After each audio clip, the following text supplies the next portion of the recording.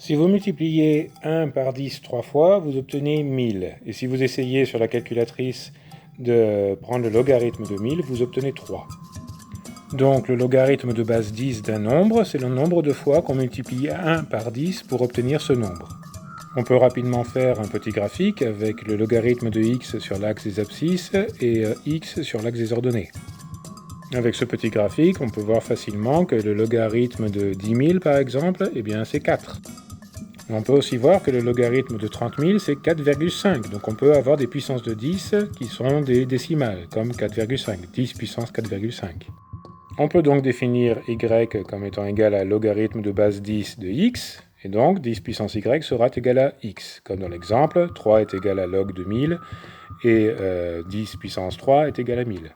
Donc quand on résolvera une équation, on saura bien que 10 puissance de log de x c'est égal à x, et log de 10 puissance y c'est simplement y.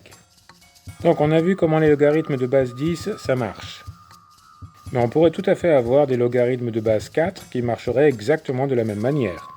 On pourrait tout à fait imaginer un logarithme naturel de base e qui aurait la même définition, le nombre de fois qu'on multiplie 1 par e.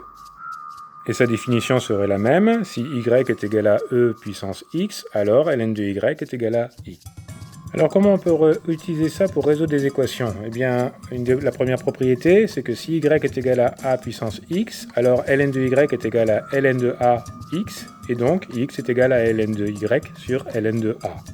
Deuxième propriété, qui est peut-être la plus importante, c'est que le produit de deux logarithmes est égal au logarithme de la somme de ces nombres, et le quotient de deux logarithmes est égal à la différence entre le logarithme de la différence entre ces deux nombres.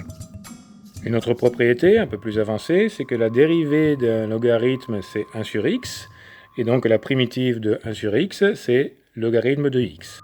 Alors c'est quoi ce mystérieux nombre e sur lequel les logarithmes naturels sont basés? Eh bien, si on fait en sorte que l'air en dessous d'une fonction inverse 1 sur x soit égal à 1, eh bien l'intervalle pour obtenir cet air, c'est entre 1 et e. Donc ça nous donne e est égal à 2,718.